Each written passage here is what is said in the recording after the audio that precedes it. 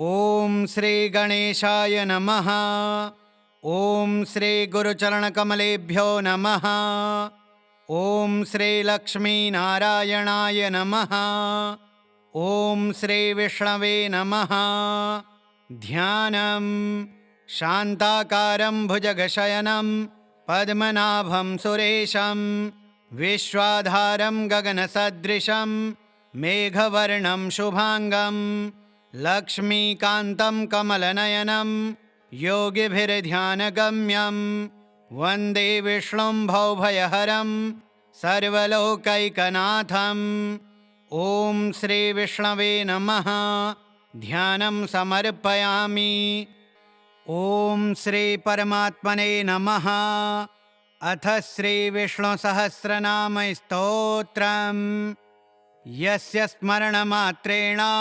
जन्म संसार बन्धनात् विमुच्यते नमस्तस्मै विष्णवे प्रभविष्णवे। नमः समस्तभूतानामादिभूताय भूभृते अनेकरूपरूपाय विष्णवे प्रभविष्णवे। वैशम्पायन उवाच श्रुत्वा धर्मान् शेषेण पावनानि च सर्वशः युधिष्ठिरः शान्तनवं पुनरेवाभ्यभाषत। युधिष्ठिर उवाच किमेकं दैवतं लोके किं वाप्येकं परायणं स्तुवन्तः कं कमर्चन्तः प्राप्नुयुर्मानवः शुभं। को धर्मः सर्वधर्माणां भवतः परमो मतः किं जपन्मुच्यते जन्तुर्जन्म संसारबन्धनात्। भीष्म उवाच जगत्प्रभुं देवदेव मनन्तं पुरुषोत्तमं स्तुवन्नाम सहस्रेण पुरुषः सततोत्थितः तमेव चार्चयन् नित्यं भक्त्या पुरुषमव्ययं ध्यायन्निस्तुवन्नमस्यंश्च यजमानस्तमेव च। अनादिनिधनं विष्णुं सर्वलोकमहेश्वरं लोकाध्यक्षं स्तुवन्नित्यं सर्वदुःखातिगो भवेत्। ब्रह्मण्यं सर्वधर्मज्ञं लोकानां कीर्तिवर्धनं लोकनाथं महद्भूतं सर्वभूतभवोद्भवम्। एष मे सर्वधर्माणां धर्मोऽधिकतमो मतः यद्भक्त्या पुण्डरीकाक्षं स्तवैरर्चेन्नरः सदा। परमं यो महत्तेजः परमं यो महत्तपः परमं यो महद्ब्रह्म परमं यः परायणं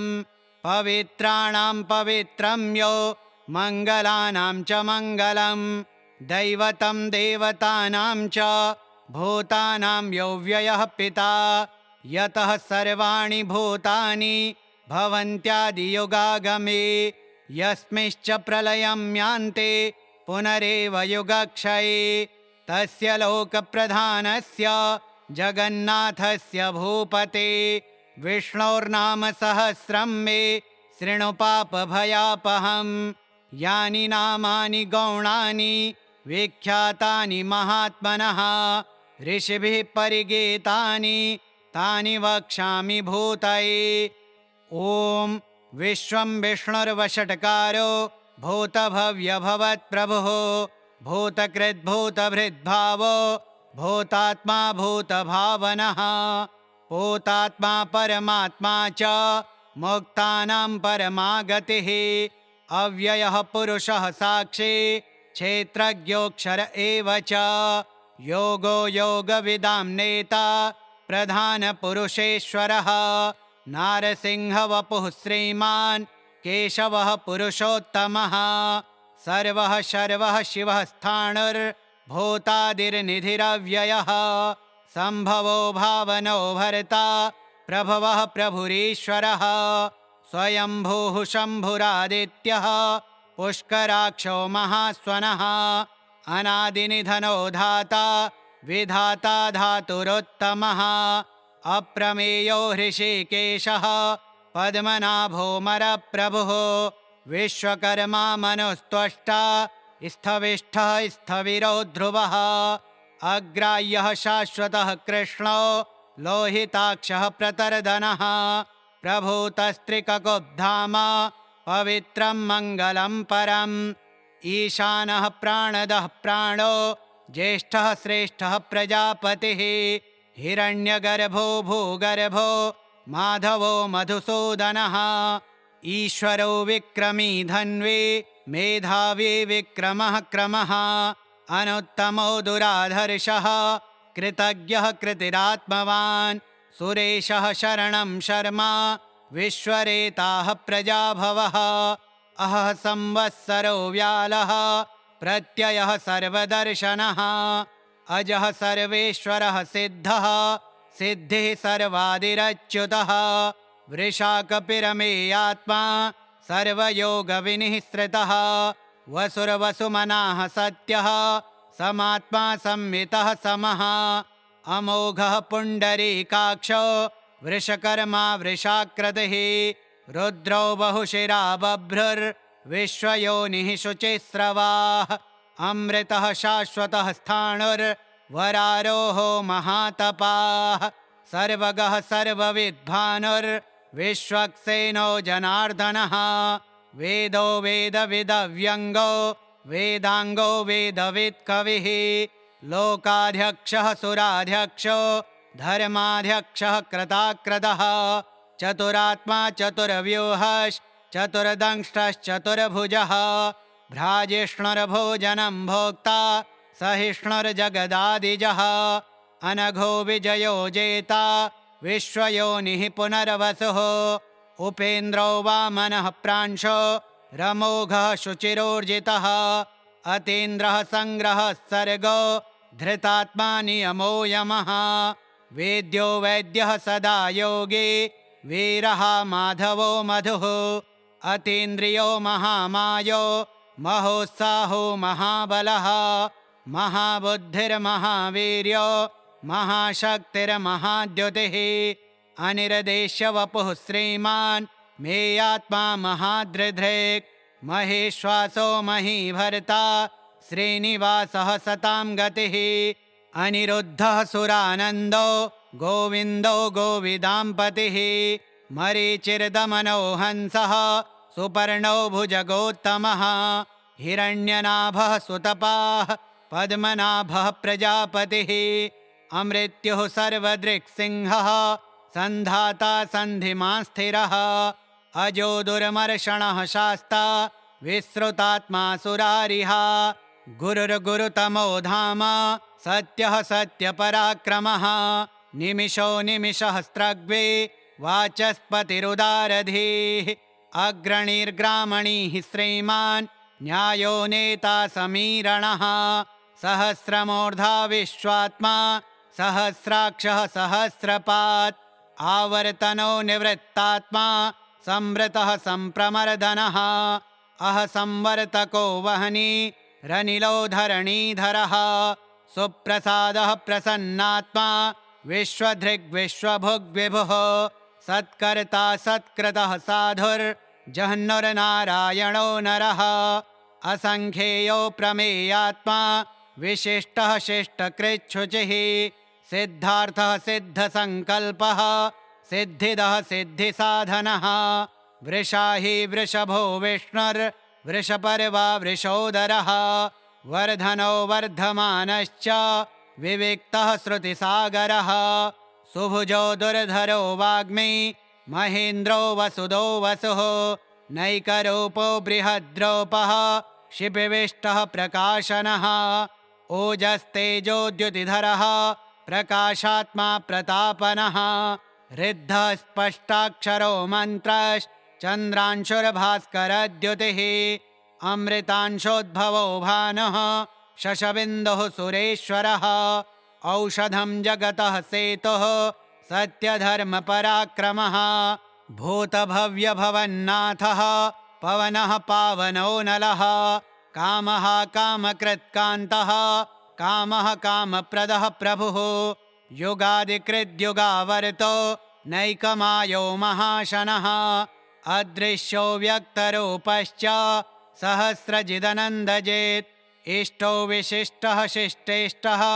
शिखण्डेन हुषो वृषः क्रोधः क्रोधकृत्कर्ता विश्वबाहुर्महीधरः अच्युतः प्रथितः प्राणः प्राणदो वासवानुजः अपां निधिरधिष्ठानमप्रमत्तः प्रतिष्ठितः स्कन्दः स्कन्दधरो धुर्यो वरदो वायुवाहनः वासुदेवो बृहद्भानो रादिदेवः पुरन्दरः अशोकस्तारणस्तारः शूरः शौरिर्जनेश्वरः अनुकूलः शतावर्तः पद्मी पद्मनिभीक्षणः पद्मनाभोरविन्दाक्षः पद्मगर्भः शरीरभृत् महरिद्धिर्ऋद्धो वृद्धात्मा महाक्षो गरुडध्वजः अतुलः शरभो भीमः समयज्ञो हविर्हरिः सर्वलक्षणलक्षण्यो लक्ष्मीवान् समितिञ्जयः वीक्षरो रोहितो मार्गो हेतुर्दामोदरः सः महीधरो महाभागो वेगवानमिताशनः उद्भवः शोभणो देवः श्रीगर्भः परमेश्वरः करणं कारणं कर्ता विकर्ता गहनो गुहा व्यवसायो व्यवस्थानः संस्थानः स्थानदो ध्रुवः पररिद्धिः परमस्पष्टस्तुष्टः पुष्टः शुभेक्षणः रामो विरामो विरजो मार्गो नेयो नयो नयः वीरः शक्तिमतां श्रेष्ठो धर्मो धर्मविदुत्तमः वैकुण्ठः पुरुषः प्राणः प्राणदः प्रणवः पृथुः हिरण्यगर्भः शत्रुघ्नो व्याप्तो वायुरधोक्षजः ऋतुः सुदर्शनः कालः परमेष्ठी परिग्रह उग्रः संवत्सरो दक्षो विश्रामो विश्वदक्षिणः विस्तारः स्थावरस्थाणुः प्रमाणं बीजमव्ययम्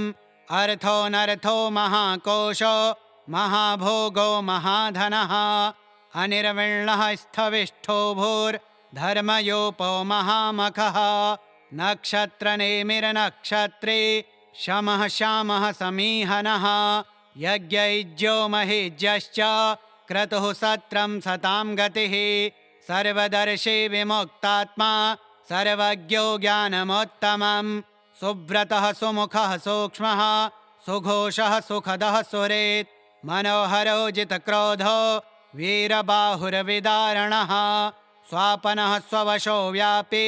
नैकात्मा नैककर्मकृत् वत्सरो वत्सलो वत्सी रत्नगर्भो धनेश्वरः धर्मगुप्धर्मकृद्धर्मी सदसच्छरमक्षरम् अविज्ञाता सहस्रांशुर्विधाता कृतलक्षणः गभस्तिनेमिः सत्त्वस्थः सिंहो भूतमहेश्वरः आदिदेवो महादेवो देवेशो देवभृद्गुरुः उत्तरो गोपतिर्गोप्ता ज्ञानगम्यः पुरातनः शरीरभूतभृद्भोक्ता कपीन्द्रो भूरि दक्षिणः सोमपोमृतपः सोमः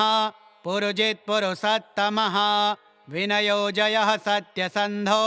दाशार्ह सात्वतां पतिः जीवो विनयिता साक्षी मुकुन्दो मितविक्रमः अम्भोनिधिरनन्तात्मा महोदधिशयोऽन्तकः अजो महार्ह स्वाभाव्यो जितामित्रः प्रमोदनः आनन्दो नन्दनो नन्दः सत्यधर्मात्रिविक्रमः महर्षिः कपिलाचार्यः कृतज्ञो मेदिनीपतिः त्रिपदस्त्रिदशाध्यक्षो महाशृङ्गः कृतान्तकृत् महावराहो गोविन्दः सुषेणः कनकाङ्गदी गुह्यो गभीरो गहनो गुप्तश्चक्रगदाधरः वेदाः स्वाङ्गोजितः कृष्णो दृढः सङ्कर्षणोच्युतः वरुणो वारुणो वृक्षः पुष्कराक्षो महामनाः भगवान् भगहानन्दे वनमाली हलायुधः आदित्यो ज्योतिरादित्यः सहिष्णुर्गतिसत्तमः सुधन्वाखण्डपरशुर्दारुणो द्रविणप्रदः दिवि स्पृक् सर्वदृग्व्यासो वाचस्पतिरयो निजः त्रिसामा सामगः साम निर्वाणं भेषजं भिषक् संन्यासकृच्छमः शान्तो निष्ठा शान्तिः परायणं शुभाङ्गः शान्तिदः स्रष्टा कुमुदः कुवलेशयः गोहितो गोपतिर्गोप्ता वृषभाक्षो वृषप्रियः अनिवर्ते निवृत्तात्मा संक्षेप्ता क्षेमकृच्छिवः श्रीवत्सवक्षाः श्रीवासः श्रीपतिः श्रीमताम्बरः श्रीदः श्रीशः श्रीनिवासः श्रीनिधिः श्रीविभावनः श्रीधरः श्रीकरः श्रेयः श्रीमान् लोकत्रयाश्रयः स्वक्षः स्वङ्गः शतानन्दो नन्दिर्ज्योतिर्गणेश्वरः विजितात्मा विधेयात्मा सत्कीर्तिश्चिन्न संशयः उदीर्णः सर्वतश्चक्षो रनीशः शाश्वतस्थिरः भूषयो भूषणो भूतिर्विशोकः शोकनाशनः अर्चिष्मानर्चितः कुम्भो विशुद्धात्मा विशोधनः अनिरुद्धो प्रतिरथः प्रद्युम्नो मितविक्रमः कालनेमिनिहावीरः शौरिः शूरजनेश्वरः त्रिलोकात्मा त्रिलोकेशः केशवः केशिहा हरिः कामदेवः कामपालः कामीकान्तः कृतागमः अनिर्देश्य वपुर्विष्णुर्वीरोऽनन्तो धनञ्जयः ब्रह्मण्यो ब्रह्मकृद्ब्रह्मा ब्रह्म ब्रह्मविवर्धनः ब्रह्मविद्ब्राह्मणो ब्रह्मे ब्रह्मज्ञो ब्राह्मणप्रियः महाक्रमो महाकर्मा महातेजा महोरगः महाक्रतुर्महायज्वा महायज्ञो महाहविः स्तव्यः स्तवप्रियः स्तोत्रं स्तुतिः स्तोतारणप्रियः पूर्णः पूरयिता पुण्यः पुण्यकीर्तिरनामयः मनोजवस्तीर्थकरो वसुरेता वसुप्रदः वसुप्रदो वासुदेवो वसुर्वसुमनाहविः सद्गतिः सत्कृतिः सत्ता सद्भूतिः सत्परायणः शूरसेनो यदुश्रेष्ठः सन्निवासः सुयामुनः भूतावासो वासुदेवः सर्वासु निलयो नलः दर्पः दर्पदो दृप्तो दुर्धरोऽथापराजितः विश्वमूर्तिर्महामूर्तिर्दीप्तमूर्तिरमूर्तिमान् अनेकमूर्तिरव्यक्तः शतमूर्तिः शताननः एको नैकः सवः कः किं यत्तत्पदमनुत्तमं लोकबन्धुर्लोकनाथो माधवो भक्तवत्सलः सुवर्णवर्णो हेमाङ्गो वराङ्गश्चन्दनाङ्गदी वीरः विषमः शून्यो घृताशीरचलश्चलः अमानीमानदो मान्यो लोकस्वामी त्रिलोकधृक् सुमेधा मेधजो धन्यः सत्यमेधाधराधरः तेजो वृषोद्युतिधरः सर्वशस्त्रभृताम्बरः प्रग्रहो निग्रहो व्यग्रो नैकशृङ्गो गदाग्रजः चतुर्व्यूहश्चतुर्गतिः चतुरात्मा चतुर्वेदविदेकपात् समावर्तो निवृत्तात्मा दुर्जयो दुरतिक्रमः दुर्लभो दुर्गमो दुर्गो दुरावासो दुरारिः शुभाङ्गो लोकसारङ्गः सुतन्तुस्तन्तुवर्धनः इन्द्रकर्मा महाकर्मा कृतकर्मा कृतागमः उद्भवः सुन्दरः सुन्दो रत्ननाभः सुलोचनः अर्को वाजसनः शृङ्गे जयन्तः सर्वविजयी सुवर्णबिन्दुरक्षोभ्यः सर्ववागीश्वरेश्वरः महाहृदो महागर्तो महाभूतो महानिधिः कुमुदः कुन्दरः कुन्दः पर्जन्यः पावनो नीलः अमृताशोऽमृतवपुः सर्वज्ञः सर्वतोमुखः सुलभः सुव्रतः सिद्धः शत्रुजिच्छत्रुतापनः न्यग्रोधोदुम्बरोऽश्वत्थश्चाणूरान्ध्रनिषूदनः सहस्रार्चिः सप्तजिह्वः सप्तैधाः सप्तवाहनः अमूर्तिरनघोचिन्त्यो भयकृद्भयनाशनः अणुर्भृत्कृशः स्थूलो गुणभृन्निर्गुणो महान् अधृतः स्वधृतः स्वास्यः प्राग्वंशो वंशवर्धनः भारभृत्कथितो योगी योगीशः सर्वकामदः आश्रमः श्रमणः श्यामः सुपर्णो वायुवाहनः धनुर्धरो धनुर्वेदो दण्डो दमयिता दमः अपराजितः सर्वसहो नियन्ता नियमो यमः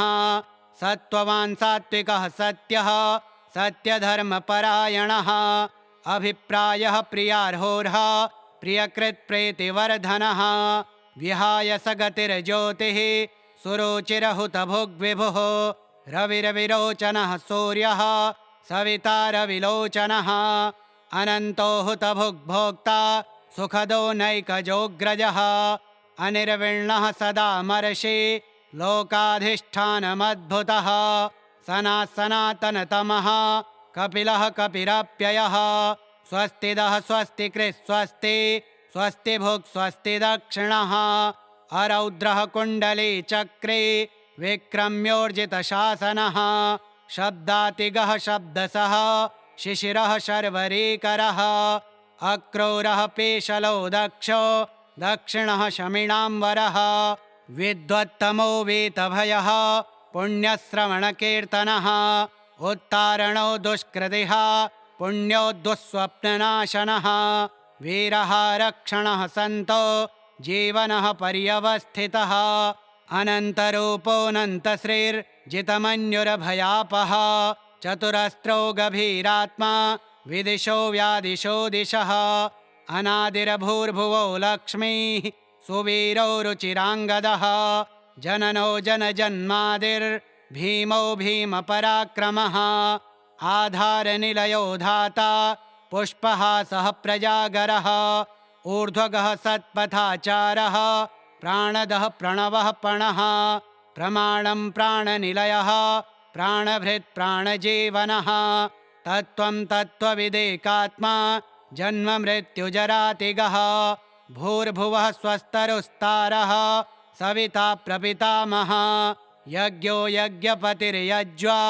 यज्ञाङ्गो यज्ञवाहनः यज्ञहृद्यज्ञकृद्यज्ञे यज्ञभुग्यज्ञसाधनः यज्ञान्तकृद्यज्ञगुह्य मन्नमन्नाद एव च आत्मयोनिः स्वयं जातो वैखानः सामगायनः देवकीनन्दनः स्रष्टा क्षितेशः पापनाशनः शङ्खभृन्नन्दके चक्रे शारङ्गधन्वागदाधरः रथाङ्गपाणिरक्षोभ्यः सर्वप्रहरणायुधः सर्वप्रहरणायुध ॐ नमः इतीदं कीर्तनीयस्य केशवस्य महात्मनः नाम्नां सहस्रं दिव्यानाम् अशेषेण प्रकीर्तितं य इदं शृणुयान्नित्यं यश्चापि परिकीर्तयेत् नाशुभं प्राप्नुयात् किञ्चित् सोमुत्रेह च मानवः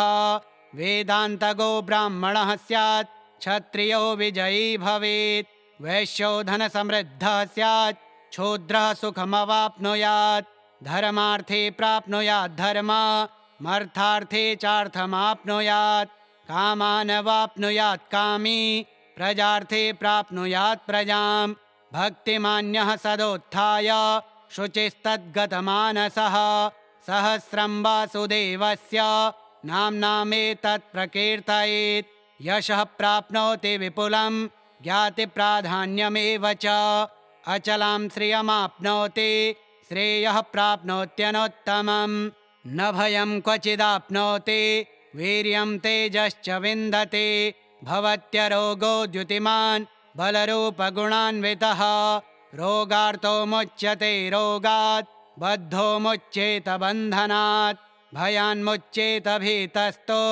मुच्येतापन्न आपदः दुर्गाण्यतितरत्याशो पुरुषः पुरुषोत्तमं स्तुवन्नाम सहस्रेण